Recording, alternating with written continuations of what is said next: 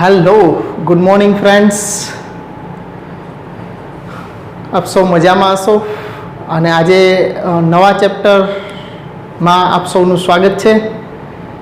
પાંચમું ચેપ્ટર આપણે સ્ટાર્ટ કરવા જઈ રહ્યા છીએ, સંકર સંખ્યાઓ અને દ્વિઘાત સમીકરણો, complex number and quadratic equations. મિત્રો, પાંચમું ચેપ્ટર એ ખૂબ જ અગત્યનું છે. અત્યાર સુધીના સ્ટાન્ડર્ડ 10 સુધીના અભ્યાસની અંદર તમે મહત્ત્વના 4 થી 5 ગણ એવા છે કે જે તમે સ્ટડી કરીને આવો છો અને એનો ઘણો બધો ઉપયોગ કર્યો છે. મિત્રો, મતલબ કે પ્રાકૃતિક સંખ્યા ગણ છે, પૂર્ણાંક સંખ્યા ગણ છે, પૂર્ણ સંખ્યા ગણ છે, સમય સંખ્યા ગણ છે અને વાસ્તવિક સંખ્યા ગણ. આની સમજ તમે વ્યવસ્થિત રીતે આગળના 10 ધોરણ સ્ટાન્ડર્ડ સુધીમાં વ્યવસ્થિત એનો પરિચય અને વ્યવસ્થિત એની એપ્લિકેશન બધું તમે સમજી લીધું છે. મિત્રો, હવે આજે આપણે સંકર સંખ્યા, એક નવો જ ગણ, કોમ્પ્લેક્સ નંબર, તો આની આપણે શરૂઆત કરવી છે. એની પહેલાં ફરી પાછો તમને બધી જ સંખ્યા ગણનો એક રિકેપ આપી દઉં મિત્રો, કે જેથી કરીને સંખ્યા ગણમાં હવે પછીનો જે આ સંકર સંખ્યા ગણ છે એની જરૂરિયાત શું છે એ તમને ખ્યાલ આવી જાય. મિત્રો, તો કરીએ સ્ટાર્ટ, આપણા સંખ્યા ગણથી શરૂઆત કરીએ. મિત્રો,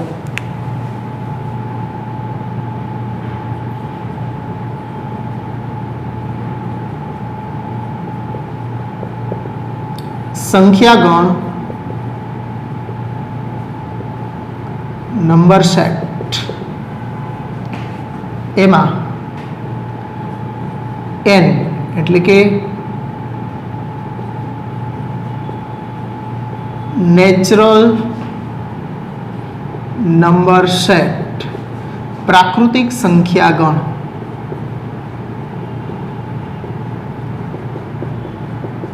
પ્રાકૃતિક સંખ્યાઓની અંદર કઈ સંખ્યાઓ આવતી હોય મિત્રો?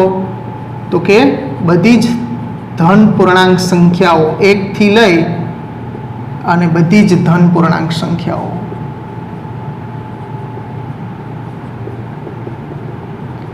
ધન પૂર્ણાંક સંખ્યાઓ.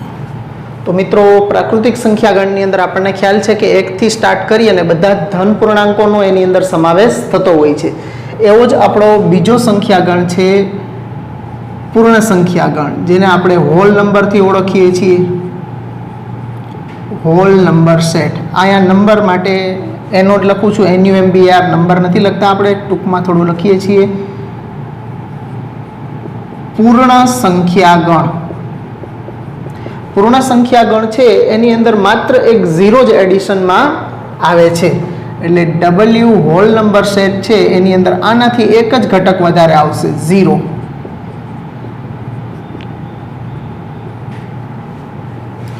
પછી એ જ રીતે Z ને આપણે ઇન્ટીજર નંબર સેટ વડે ઓળખતા હોઈએ છીએ, મતલબ કે પૂર્ણાંક સંખ્યા ગણ. પૂર્ણાંક સંખ્યા ગણની અંદર Z ની અંદર આપણે બધી જ ઋણ સંખ્યાઓ, એટલે ડોટ ડોટ ડોટથી સ્ટાર્ટ કરી -3, -2, -1, પછી 0 અને ધન પૂર્ણાંકો બધા જ. ઓકે, મતલબ ઋણ પૂર્ણાંક સંખ્યાઓ, 0 અને ધન પૂર્ણાંક સંખ્યાઓનો આની અંદર સમાવેશ થાય છે પૂર્ણાંક સંખ્યા ગણની અંદર. પછી Q for rational number set. Rational number set, જેને આપણે સમય સંખ્યા ગણ તરીકે ઓળખીએ છીએ. સમય સંખ્યા ગણ છે એને આપણે આ રીતે, આ પ્રાકૃતિક સંખ્યા ગણ, પૂર્ણ સંખ્યા ગણ અને પૂર્ણાંક સંખ્યાઓને આપણે જેમ દર્શાવી શકીએ યાદીના સ્વરૂપમાં ગણને, એમ આને દર્શાવી શકશું નહીં, કારણ કે આનો ગુણધર્મની રીતે દર્શાવાતો હોય છે A/B, કે જ્યાં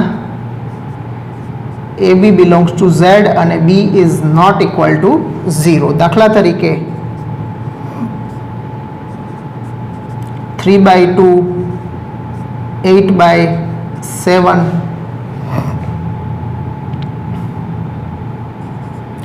3.17, 22.5 કે પછી આવી સંખ્યાઓ હોય, 18.666 ડોટ ડોટ ડોટ કે પછી 5. 12 12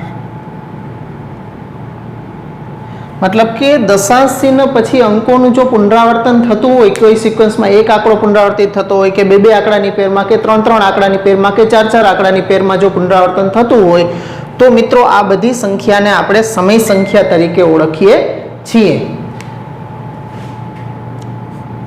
પછીનો ગણ છે આપણો R એટલે કે real number set. Real number set, તો રિયલ નંબર સેટ ને આપણે વાસ્તવિક સંખ્યા ગણથી ઓળખીએ છીએ. તો વાસ્તવિક R ની અંદર સમય સંખ્યાઓ અને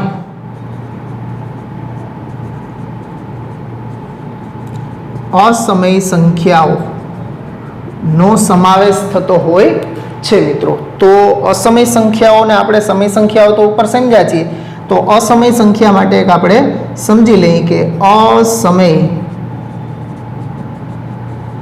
સંખ્યાઓ કેવી હોય છે. અસમય સંખ્યાઓ તો કે જેનું દશાંશ ચિહ્ન પછીના અંકો છે એનું પુનરાવર્તન નથી થતું અને અનંત સુધી એના પદો છે એ ચાલતા જ હોય છે, મતલબ નિશેષ વિભાજ્ય હોતા નથી. એટલે એવા નંબર્સ આપણી પાસે છે, દાખલા તરીકે પાય, તો પાયનું મૂલ્ય 3.14 15 92 65 અપ ટુ ચાલતું રહેશે. પછી એ જ રીતે એવો જ એક નંબર ઈ છે, ઈ પણ અસમય સંખ્યા ગણ છે. 2.71828 ડોટ ડોટ ડોટ આ રીતે ચાલતા હોય છે. પછી ઈ સિવાય કે જે સંખ્યાઓના વર્ગમૂળ નથી નીકળી શકતા 1.414 અપ ટુ પછી √3 છે, 1.73 અપ ટુ પછી √5 છે,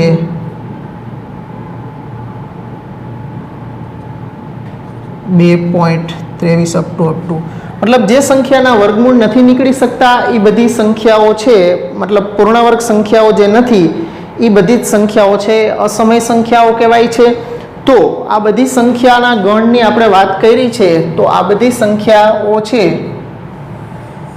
એના માટે આપણે કહી શકીએ કે n છે એ સબસેટ W હોય, W ઇઝ સબસેટ Z હોય, Z ઇઝ સબસેટ Q હોય અને Q ઇઝ સબસેટ R હોય. એટલે સૌથી મોટો સંખ્યા ગણ છે એ અત્યાર સુધીમાં આપણે ભણ્યા છો તમે, એમાં R છે વાસ્તવિક સંખ્યા ગણની અંદર બધી જ સંખ્યાનો સમાવેશ થઈ જતો હોય છે. એને આપણે એક વર્તુળની અંદર સમજીએ તો વર્તુળની અંદર સૌથી અંદરની બાજુએ n, પછી એનાથી મોટા ગણ તરીકે આપણે લઈ તો W થશે, એનાથી મોટા ગણ તરીકે આપણે વિચારીએ તો એ Z છે, એનાથી મોટો ગણ છે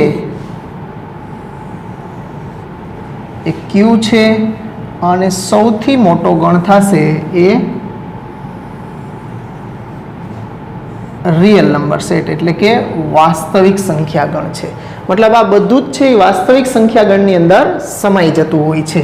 ઓકે, આની અંદર આપણને ખબર છે કે 1 2 3 અપ ટુ હોય છે. આની અંદર 0 1 2 3 અપ ટુ પછી Z ની અંદર up to -3 -2 -1 0 1 2 3 up to Q ની અંદર વ્યાપક સ્વરૂપમાં લખવું પડશે આપણે એને A/B કે જ્યાં AB બિલોંગ્સ ટુ Z, જ્યાં B છે એ શૂન્યેતર હોવો જોઈએ. અને આની અંદર આવશે એ સમય અને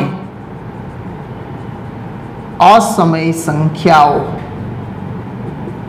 ઓકે, તો મિત્રો તમે સમજી શકો છો આ બધા જ સંખ્યા ગણ છે એ ખૂબ જ અગત્યના છે. મેથ્સનો પાયો જ આ છે એમ કહી તો ચાલે. આંકડાઓ સાથે જ આપણે કામ લેવાનું છે, તો આ જ બધા સંખ્યા ગણ છે એનો જ આપણે ઉપયોગ કરવાનો થશે. તો મિત્રો પહેલાં આ સંખ્યા ગણ છે આખું નોંધી લ્યો, પછી આગળ આપણે સંકર સંખ્યા ગણ આના પછીનો ગણ આવશે. તો R થી પણ મોટો ગણ છે એ સંકર સંખ્યા ગણ છે. એની જરૂરિયાત શું કામે ઊભી થઈ છે? આટલાથી ચાલે એમ નહોતું શું આપણું કામ? તો વધારાના એક નવા ગણની જરૂર પડી, નવો ગણ ક્રિએટ કરવાની જરૂર પડી. જોઈએ આના પછી આપણે નોંધી લ્યો પહેલાં. ચાલો મિત્રો, સંકર સંખ્યા ગણની આવશ્યકતા શું છે મિત્રો? શું કામે આ ગણ છે એ અસ્તિત્વમાં લાવવાની આપણને જરૂર પડે છે. આર સુધીના આ 5 ગણ તો આપણે જોયા છે, તો હવે પછીનો એક ગણ ન ભણીએ તો શું ન ચાલે? ના મિત્રો, નહીં ચાલે. કારણ કે આપણી જ્યાં બાઉન્ડ્રી આવતી હોય, આપણને ખબર છે કે આપણું કામ જ્યાં અટકતું હોય એના માટે આપણે આગળ શોધખોળો કરવી ખૂબ જ જરૂરી હોય છે.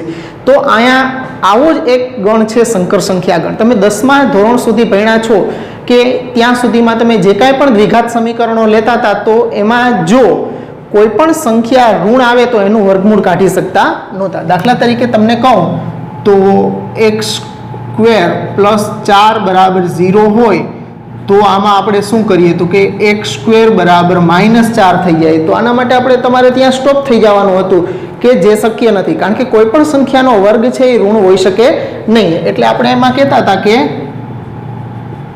જેનો વાસ્તવિક ઉકેલ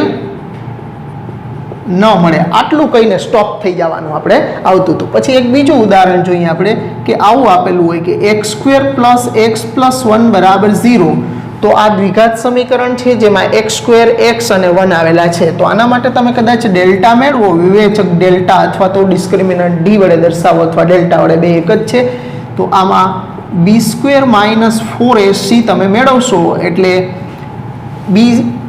આ ax² + bx + c છે. તો x² નો સહગુણક a કહેવાય, x નો સહગુણક b કહેવાય અને અચળ પદ c કહેવાય. તો 1 નો વર્ગ થશે 4 × a અને c પણ 1 થશે. તો 1 - 4 = -3. તો ડેલ્ટા કેવો આવ્યો? <0. કારણ કે બીજ મેળવવાનું સૂત્ર જે આપણું હતું આલ્ફા કે બીટા બરાબર આલ્ફા બરાબર -b + √delta/2a, આવા સૂત્રનો આપણે ઉપયોગ કરતા હતા.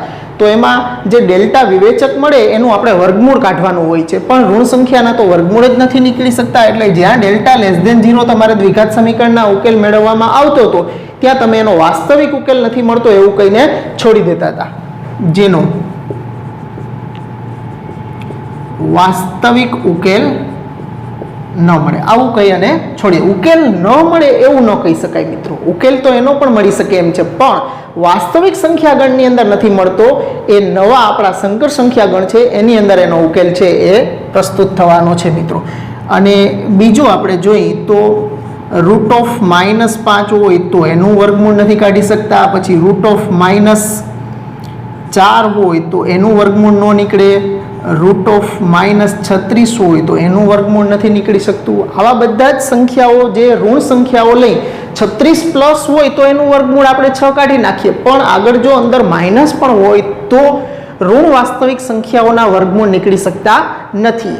આ ક્ષતિ જે છે સંખ્યા ગણની એને દૂર કરવા માટે આપણે નવા ગણ સંકર સંખ્યા ગણના ઉદ્ભવની જરૂર પડે છે.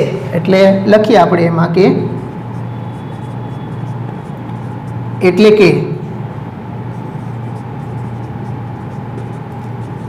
દ્વિઘાત સમીકરણ ax² + bx + c = 0 નો વિવેચક ડેલ્ટા બરાબર b² - 4ac <0 હોય તો તેનો વાસ્તવિક ઉકેલ મળતો નથી તથા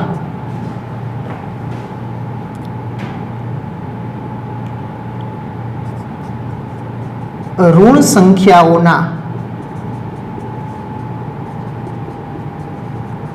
વર્ગમૂળ પણ મળતા નથી. આ ક્ષતિ દૂર કરવા નવા સંખ્યા ગણ સંકર સંખ્યા ગણ સી, કોમ્પ્લેક્સ નંબર છે એટલે એને સી વડે દર્શાવાય, સંખ્યા ગણ સી ની જરૂર પડે છે મિત્રો. ઓકે, તો તમે હવે સમજી ગયા હશો કે નવા સંખ્યા ગણ સંકર સંખ્યા ગણની જરૂરિયાત શું કામે છે મિત્રો. તો જેની અંદર આપણે દ્વિઘાત સમીકરણના બીજ મેળવવા હોય અને જો એનો વિવેચક ઋણ આવતો હોય અથવા તો કોઈ અજ્ઞાતનો વર્ગ બરાબર ઋણ આવે તો એનું વર્ગમૂળ કાઢી નથી શકાતું, ઋણ સંખ્યાના વર્ગમૂળ નથી નીકળી શકતા. આ બધી ક્ષતિઓને દૂર કરવા માટે આપણે એક નવા જ સંખ્યાગણ સંકર સંખ્યાગણની જરૂર ઊભી થાય છે. તો આના પછી ભણીએ સંકર સંખ્યાગણની શરૂઆત કરીએ. તો આટલું નોંધી લ્યો મિત્રો. ચાલો હવે સંકર સંખ્યાને વ્યાખ્યાયિત કરવા માટે ઋણ સંખ્યાના જે વર્ગમૂળ નહોતા નીકળી શકતા એના માટે થોડુંક ટ્રિકી કામ લેવામાં આવ્યું છે. એને કોઈક ઘટકથી દર્શાવવામાં આવ્યું છે. મતલબ કે √-1 છે એને i વડે દર્શાવવામાં આવ્યું છે. જ્યાં i છે લેટર એનું આખું નામ આયોટા થાય છે. ઓકે, એ બધા જર્મન અને ગ્રીક વર્ડ હોય છે મોટાભાગના. એટલે i is come from iota. તો -1 નું વર્ગમૂળ બરાબર i. તો બે બાજુ વર્ગ કરી દેશું તો i નો સ્ક્વેર બરાબર 1 થશે. ઓકે, i સ્ક્વેર બરાબર આનો વર્ગ i સ્ક્વેર બરાબર -1 થશે મિત્રો. ઓકે, તો હવે સંકર સંખ્યા છે આ પ્રમાણે વ્યાખ્યાયિત થતી હોય છે કે AB belongs to R માટે સંખ્યા a + ib ને સંકર સંખ્યા તરીકે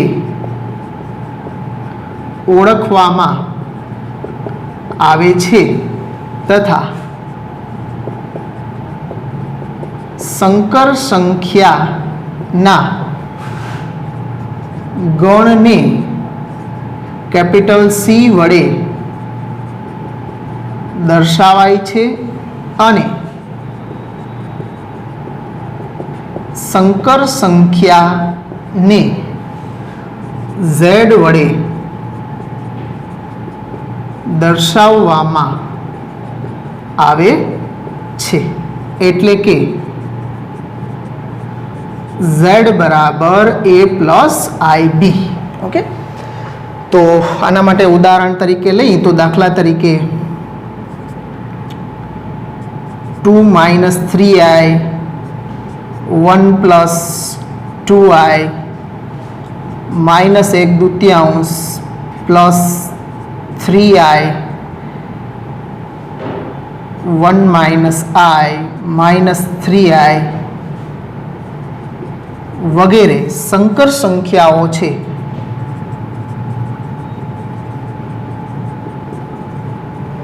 તો આ બધી સંકર સંખ્યાનું સ્વરૂપ આવું આયોટાવાળું સ્વરૂપ હોય છે એનું મોટે ભાગે. ઓકે, તો સંકર સંખ્યાનું વ્યાપક સ્વરૂપ Z બરાબર a + ib હોય છે, જ્યાં ab બે બિલોંગ્સ ટુ R હોય છે. ઓકે, હવે સંકર સંખ્યા છે આ Z બરાબર a + ib એ બે ભાગની બનેલી હોય છે, જેમાં આયોટા જેના ગુણકમાં નથી હોતો એને એનો વાસ્તવિક ભાગ કહેવાય છે. એટલે એ છે એનો વાસ્તવિક ભાગ છે અને જેના ગુણકમાં આયોટા હોય છે એને એનો કાલ્પનિક ભાગ તરીકે ઓળખવામાં આવે છે. તો સંકર સંખ્યા Z બરાબર a + ib એ બે ભાગની બનેલી હોય છે, જેમાં a છે એ એનો રિયલ પાર્ટ ઓફ Z છે. એટલે કે Z નો વાસ્તવિક ભાગ કહેવાય એને. રિયલ પાર્ટ ઓફ Z એટલે RE પેલા બે અક્ષર real part of Z, RE of Z, real part of Z વડે. અને B બરાબર ઇમેજનરી પાર્ટ ઓફ Z એટલે કે Z નો કાલ્પનિક ભાગ.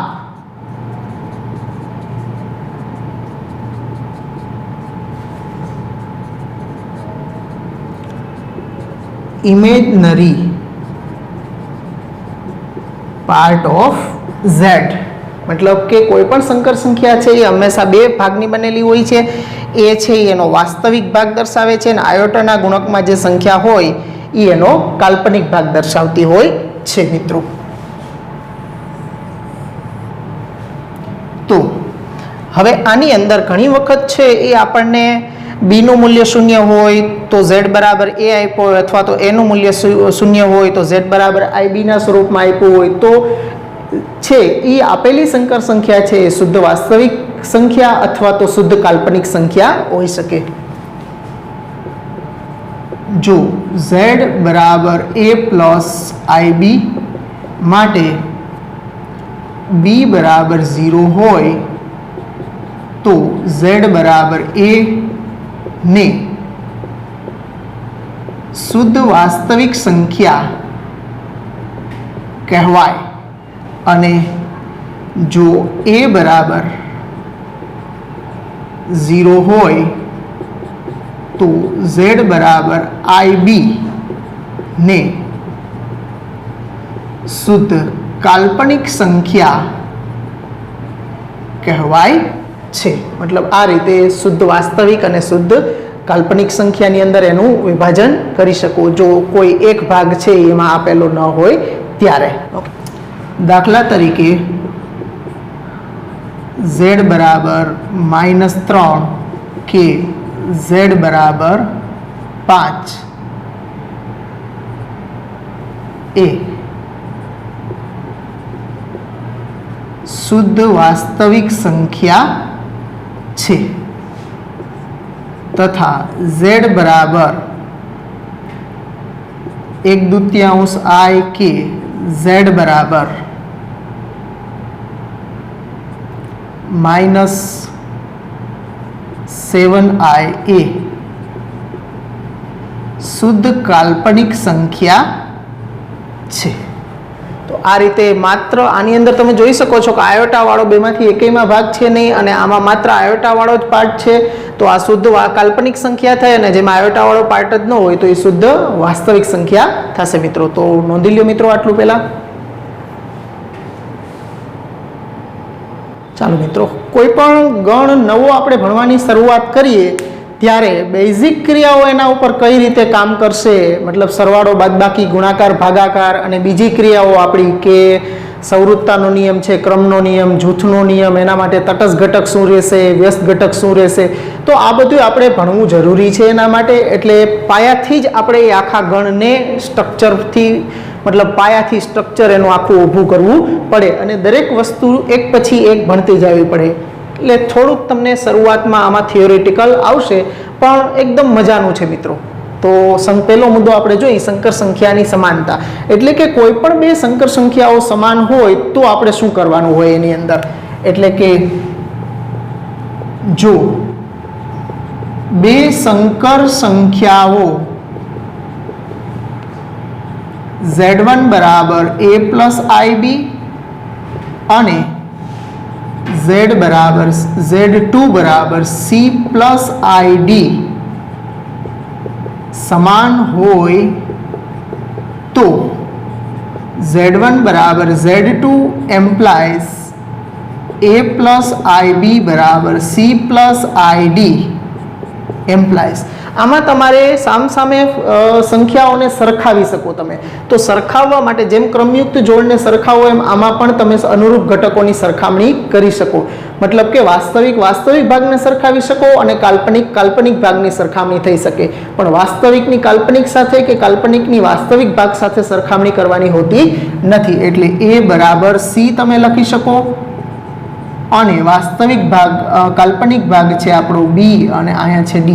તો a બરાબર c અને b બરાબર d. પેલો વાસ્તવિક ભાગ સમાન હોય, આ બે સમાન હોય તો બેનો વાસ્તવિક ભાગ સમાન હોય અને બેનો કાલ્પનિક ભાગ સમાન હોવો જોઈએ, તો જ બે સંકર સંખ્યાઓ સમાન છે એમ કહી શકીએ. તો આના ઉપર આગળ વધીએ તો એમાં સંકર સંખ્યાના સરવાળાની વાત કરીએ. સંકર સંખ્યાનો સરવાળો મતલબ કે એનું બીજગણિત, સંકર સંખ્યાનું બીજગણિત, એની અંદર પહેલો આપણે સરવાળાની વાત કરીએ. બે સંકર સંખ્યાઓ Z1 બરાબર a પ્લસ આઈબી અને Z2 બરાબર c પ્લસ આઈડી નો સરવાળો Z1 પ્લસ Z2 નીચે મુજબ વ્યાખ્યાયિત થાય છે. મતલબ તમે આ રીતે Z1 પ્લસ Z2 બે સંકર સંખ્યાનો સરવાળો કરશો એટલે A plus IB plus C plus ID હોય તો તમારે એમાં એની વાસ્તવિક ભાગનો સરવાળો કરવાનો અને કાલ્પનિક ભાગનો સરવાળો કરવાનો અને એનાથી જે મળશે એ પણ આપણને સંકર સંખ્યા જ મળશે. એટલે A પ્લસ C પ્લસ બે કાલ્પનિક ભાગ છે એમાંથી આયોટા કોમન કાઢી લઈ અને B અને D નો સરવાળો કરવાનો, B પ્લસ D.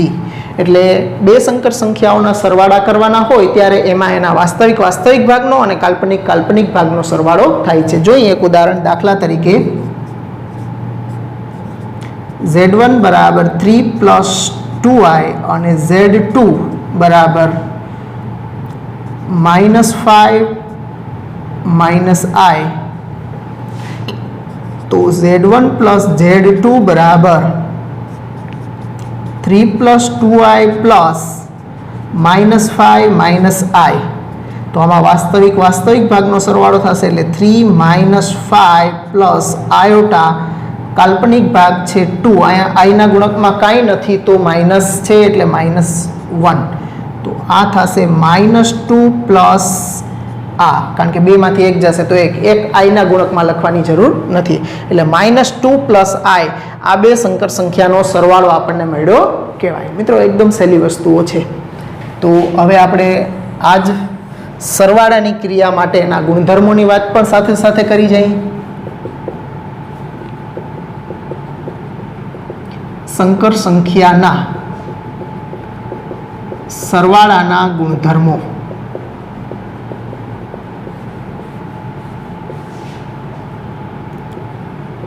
જો Z1 Z2 Z3 belongs to C એટલે કે ત્રણેય સંકર સંખ્યાઓ હોય તો પહેલો ગુણધર્મ એનો સંવૃત્તાનો નિયમ.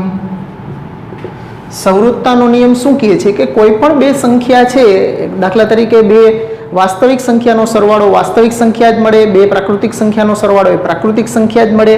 તો એમ અહીંયા બે સંકર સંખ્યાનો સરવાળો લેશો કે Z1 Z2 belongs to C હોય તો Z1 પ્લસ Z2 પણ બિલોંગ્સ ટુ C જ મળે, એ પણ સંકર સંખ્યા જ મળશે.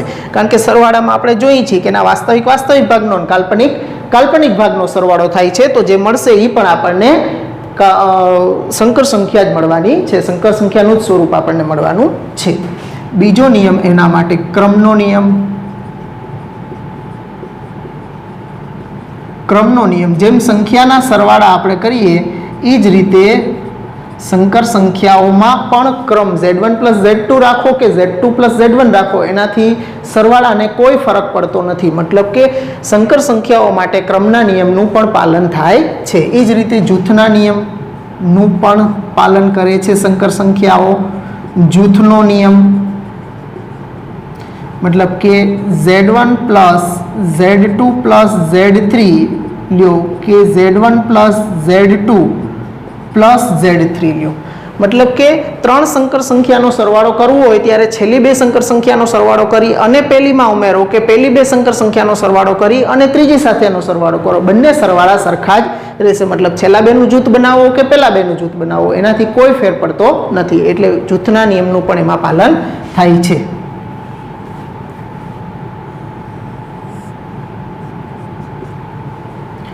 ચોથું તટસ્થ ઘટક.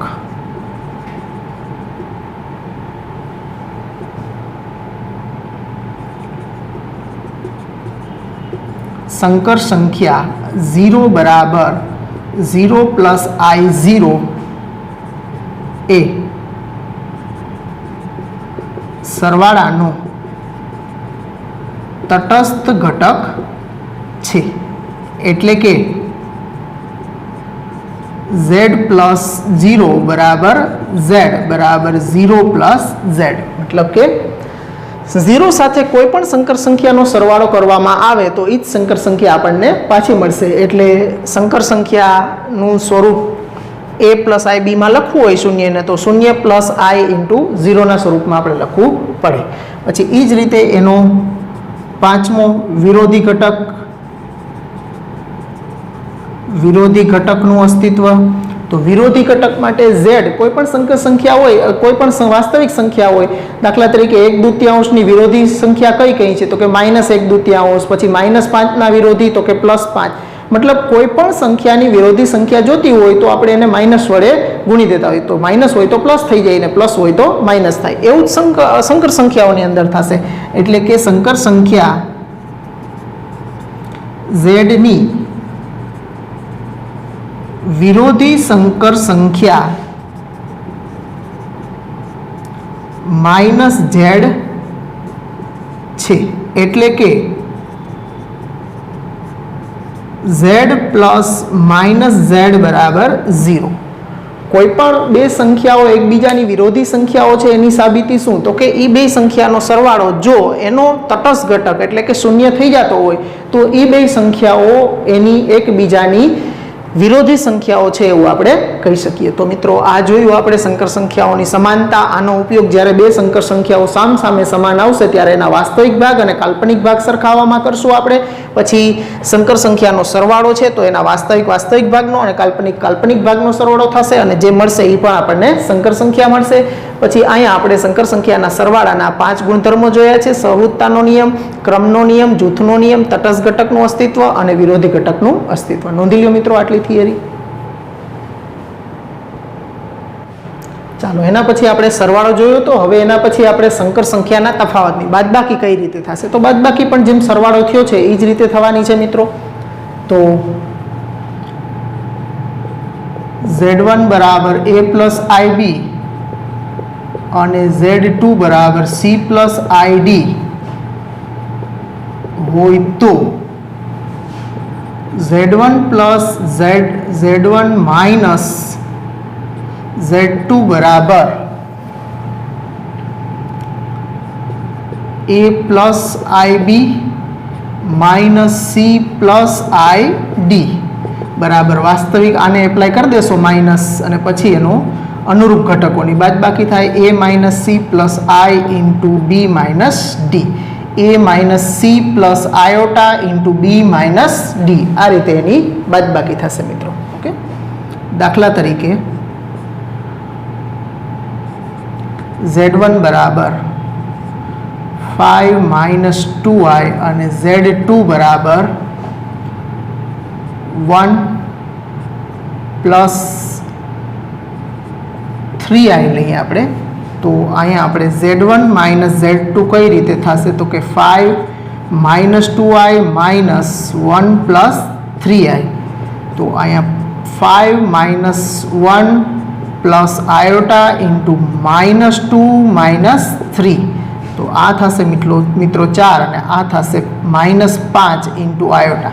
આયોટા તમે પહેલાં લખો કે 4 માઇનસ આયોટા 5 લખો કે 4 માઇનસ 5 આયોટા લખો, બે વસ્તુ એક જ છે. આગળ પાછળ આયોટા લખો એનાથી કોઈ ફેર પડતો નથી. તો આ આપણે સંકર સંખ્યાના તફાવતની વાત કરી. એ જ રીતે સંકર સંખ્યાના ગુણાકારની વાત કરીએ. સંકર સંખ્યાનો ગુણાકાર. બે સંકર સંખ્યા z1 બરાબર a પ્લસ ib અને z2 બરાબર c પ્લસ id નો ગુણાકાર z1 ઇન્ટુ z2 નીચે મુજબ મળે. મતલબ z1 ઇન્ટુ z2 બરાબર a plus ib into c plus id. હવે આની અંદર આપણે છે આ બેનો અનુરૂપ આમાં વાસ્તવિક ભાગનો કે કાલ્પનિક ભાગનો ગુણાકાર નથી કરવાનો મિત્રો. આમાં બધા જ પદોનો ગુણાકાર થશે. એટલે પહેલાનો પહેલા સાથે એટલે ac, પછી પહેલાનો છેલ્લા સાથે એટલે i into iota ad plus બીજાનો પહેલા સાથે iota bc plus iota b અને આયોટા d નો ગુણાકાર એટલે iota into iota is iota square into bd.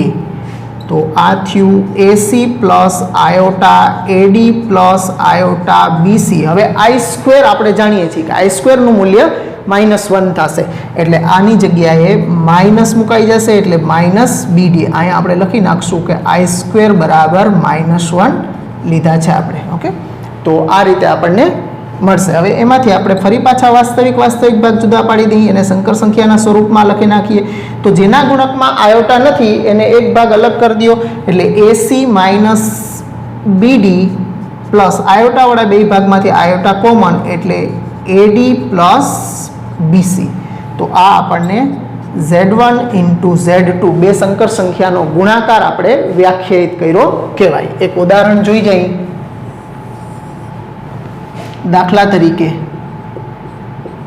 Z1 બરાબર 2 - I અને Z2 બરાબર 5 પ્લસ 7I. તો Z1 into Z2 બરાબર 2 - આયોટા ઇન્ટુ 5 પ્લસ 7I. ઓકે, આપણે ગુણાકાર સામાન્ય રીતે અનુરૂપ ઘટકો સાથે જ કરશું. આનો સીધો ઉપયોગ આપણે નહીં કરીએ. ઓકે, આનો સીધો ઉપયોગ કરવો હોય તો પણ કરી શકો, પણ આ પછી યાદ રાખવું પડે. એના કરતાં બેટર રસ્તો છે કે આપણે અનુરૂપ ઘટક અહીં જે ક્રિયા કરી છે એ જ ક્રિયા અહીંયા કરી નાખવાની આપણે. તો આ 5 દુ 10 પછી 7 દુ 14 આયોટા -5 આયોટા અને -7 આયોટા સ્ક્વેર. તો આ 10 14 માંથી 5 જશે તો અથવા તો પ્લસ 14i -5i એમને રાખીએ આપણે -7 ઇન્ટુ આયોટા સ્ક્વેર છે એની જગ્યાએ -1 આપણે i² ની જગ્યાએ -1 લઈ લીધા છે. તો આ 10 વત્તા 14 માંથી 5 જશે એટલે 9 આયોટા અને માઇનસ પ્લસ 7 થઈ જશે. તો 10 ને 7 17 વત્તા આયોટા 9 અથવા તો 9 આયોટા ગમે તે લખી શકો. તો આ આપણને Z1 અને Z2 નો ગુણાકાર મળ્યો છે મિત્રો. ઓકે, તો આ રીતે આપણે ગુણાકાર કરવાનો થશે. જેમ આપણે સરવાળાની ક્રિયા માટેના ગુણધર્મો જોયા હતા એમ ગુણાકારની ક્રિયા માટેના પણ ગુણધર્મો આપણે જોઈએ. તો પહેલાં આટલું નોંધી લ્યો, પછી ગુણાકારના ગુણધર્મની વાત કરીએ. ચાલો મિત્રો, ગુણાકારની ક્રિયા જોઈ લીધી છે આપણે સંકર સંખ્યાઓ માટે. હવે સંકર સંખ્યાના ગુણાકારના ગુણ જેમ સરવાળાના ગુણધર્મો હતા, સવૃત્તાનો નિયમ, ક્રમનો નિયમ, જૂથનો નિયમ, તટસ્થ ઘટક, વિરોધી ઘટક, એમ આના માટે પણ આપણે નિયમો બધા જોવાના થશે. જો Z1 Z2 Z3 belongs to C એટલે કે સંકર સંખ્યાઓ હોય તો પહેલો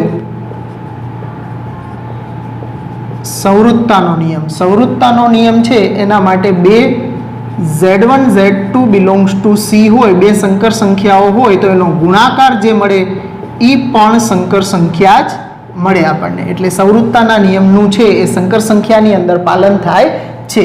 એ જ રીતે ક્રમનો નિયમ એટલે કે Z1 ઇન્ટુ Z2 કરો કે Z2 ઇન્ટુ Z1 કરો બંને સરખું જ છે. એના પછી જૂથનો નિયમ, જૂથના નિયમનું પણ ગુણાકારની ક્રિયા માટે પાલન થાય છે. Z1 into Z2 into Z3 નો ગુણાકાર કરીને ગુણાકાર કરો કે Z1 Z2 ઇન્ટુ Z3 કરો. આ બંને ત્રણેય સંકર સંખ્યાનો ગુણાકારમાં છેલ્લા બેનું જૂથ લઈને પહેલા સાથે કરો કે પહેલા બેનું જૂથ એનો બેનો ગુણાકાર કરીને પછી ત્રીજા સાથે કરો, એ બંને ગુણાકાર સરખા જ થાય છે. એટલે જૂથના નિયમનું પણ પાલન થાય છે આની અંદર. તટસ્થ ઘટક તો સંકર સંખ્યા 1 ઇઝ ઇક્વલ ટુ 1 પ્લસ આયોટા 0 ને ગુણાકારનો તટસ્થ ઘટક કહેવાય. એટલે કે Z ઇન્ટુ 1 બરાબર Z જ થશે. ઓકે, એ જ રીતે વ્યસ્ત ઘટક તો સંકર સંખ્યા Z નો વ્યસ્ત ઘટક 1/Z કે Z ઇન્વર્સ છે. એટલે કે z ઇન્ટુ 1/z બરાબર 1 થશે. ઓકે, કોઈ પણ બે સંખ્યા એકબીજાની વ્યસ્ત છે એનો પુરાવો શું? તો કે એ બે સંકર સંખ્યાનો ગુણાકાર છે એ એના તટસ્થ ઘટક જેટલું થવું જોઈએ. તો z ઇન્ટુ 1/z એનો તટસ્થ ઘટક 1 છે, તો 1 જેટલું થઈ ગયું છે.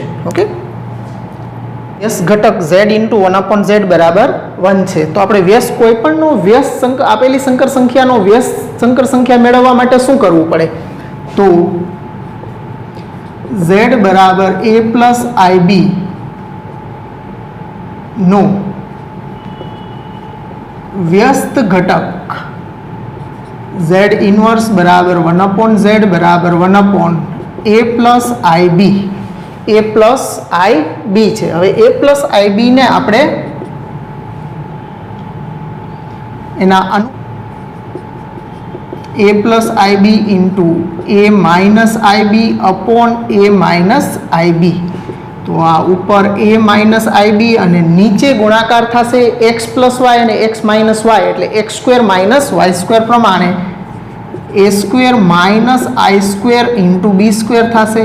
એટલે a માઇનસ ib ના છેદમાં a સ્ક્વેર અને માઇનસ આયોટાનો સ્ક્વેર એટલે -1 થશે, એટલે minus minus plus b square. અહીંયા આપણે લખી નાખશું આયોટાનો સ્ક્વેર ઇઝ -1 મૂક્યા છે આપણે.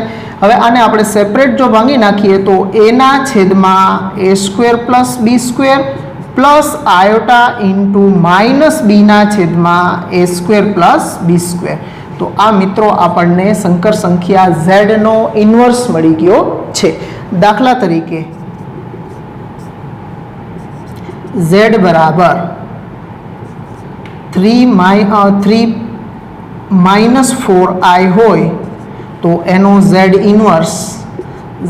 ઇન્વર્સ બરાબર 3/3 સ્ક્વેર પ્લસ -4નો square plus iota into minus of -4 એટલે માઇનસ માઇનસ પ્લસ 4 થઈ જશે. આ +4 ના છેદમાં 3નો સ્ક્વેર વત્તા -4નો સ્ક્વેર, તો બરાબર 3 ના છેદમાં 3નો વર્ગ 9 અને 4 -4નો વર્ગ 16, 9 ને 16 25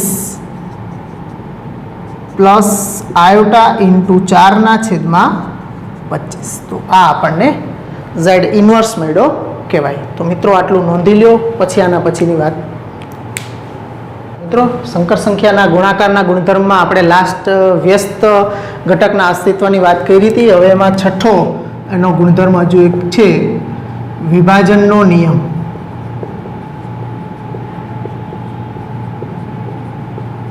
મતલબ કે ગુણાકારનું સરવાળા પર વિભાજન કરવાનું છે સંકર સંખ્યાઓ માટે. એમાં બે આપણે લખશું, z1 into z2 plus z3 બરાબર, આને અંદર z1 ને z2 અને z3 સાથે અંદર ગુણી દઈએ તો z1 z2 plus z1 z3 આગળ ગુણકમાં હોય અથવા તો પાછળ ગુણકમાં હોય, એટલે કે આગળના ભાગમાં સરવાળો હોય ઇન્ટુ z3 હોય તો z3 ને અંદર પછી ગુણવાના આપણે, એટલે કે z1 z3 plus z2 z3. તો આ એના માટે વિભાજનના નિયમનું પણ પાલન કરે છે. ગુણાકારનું સરવાળા પર વિભાજન સંકર સંખ્યાઓ માટે પણ સાચું છે. ઓકે, ચાલો હવે આપણે જોઈએ આગળ સંકર સંખ્યાનો ભાગાકાર. સંકર સંખ્યાનો ભાગાકાર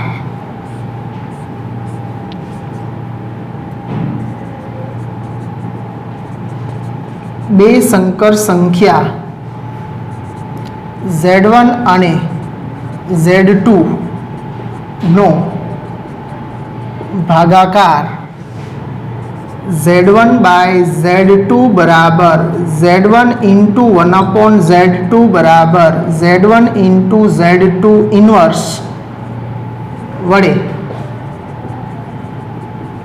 વ્યાખ્યાયિત થાય છે. મતલબ કે તમારે બેનો ભાગાકાર લેવા માટે તમારે z1 ને 1/z2 ના વ્યસ્ત સાથે એનો ગુણાકાર કરવાનો રહે. દાખલા તરીકે એક ઉદાહરણ આપણે જોઈએ.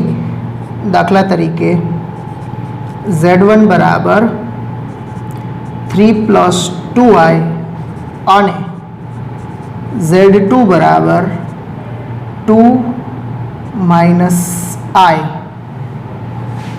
તો Z1 બાય Z2 બરાબર Z1 ઇન્ટુ Z2 ઇન્વર્સ પ્રમાણે કરીએ આપણે તો Z1 છે આપણો 3 + 2i અને Z2 છે 2 - i નો ઇન્વર્સ. તો ડાયરેક્ટ આપણે ઇન્વર્સના સૂત્ર પ્રમાણે કરીએ તો આના માટે a² + b² શું થશે મિત્રો? તો કે અહીંયા 2 છે ને અહીંયા -1 તો બેયના વર્ગોનો સરવાળો એટલે a² + b² એટલે 4 ને 1 5 થશે. તો અહીંયા થશે 2/5 વત્તા 1/5 આયોટા. ઓકે, કારણ કે ત્યાં માઇનસ હોય એટલે માઇનસ સાથે માઇનસનો ગુણાકાર થઈ જાય એટલે 1/5 પ્લસ થઈ જશે. ઓકે, હવે આ બેમાંથી 1/5 તમે કોમન કાઢી લેશો એટલે 1/5 3 + 2i ઇન્ટુ 2 + i થઈ જશે અને એ બેનો હજુ ગુણાકાર આગળ કરશો એટલે 3 દુ 6 વત્તા 3 આયોટા વત્તા 2 દુ 4 આયોટા વત્તા 2 આયોટા સ્ક્વેર બરાબર 1/5 ઇન્ટુ 6 પ્લસ 3 ને 4 7 આયોટા અને i² બરાબર -1 મૂકી દઈએ એટલે આગળ માઇનસ થઈ જશે એટલે 7i - 2 એટલે 1/5 ઇન્ટુ 6 - 2 ઇઝ 4 + 7 આયોટા. આ રીતે આપણને મળશે. પણ સામાન્ય રીતે આપણે શું કરશું કે છેદમાં જે હશે આમ વ્યસ્ત કરી અને એની મદદથી નહીં કરીએ, છેદમાં જે ઘટક હશે એને આપણે ભાગાકારના સ્વરૂપમાંથી a + ib સ્વરૂપમાં ફેરવવાના દાખલા આવશે ત્યારે આપણે છેદના અનુબંધ વડે ગુણીને ભાગી નાખશું, કારણ કે વ્યસ્ત મેળવવા માટે એ જ ક્રિયા આપણે ત્યાં કરી છે મિત્રો. તો આ રીતે આપણે બે સંકર સંખ્યાનો ભાગાકાર મેળવી શકીએ છીએ મિત્રો. તો આજનો લેક્ચર અહીંયા સુધી રાખીએ. ફરી પાછા મળશું આવતા પીરિયડની અંદર. ગુડ બાય, આવજો. બધું જ વ્યવસ્થિત મિત્રો સમજી અને તમારી બુકની અંદર નોંધી લેવાનું છે. એકે એક ક્રિયાઓ કઈ રીતે થાય છે તમારા મગજમાં ક્લિયર હોવું જોઈએ મિત્રો. આવજો. Good bye.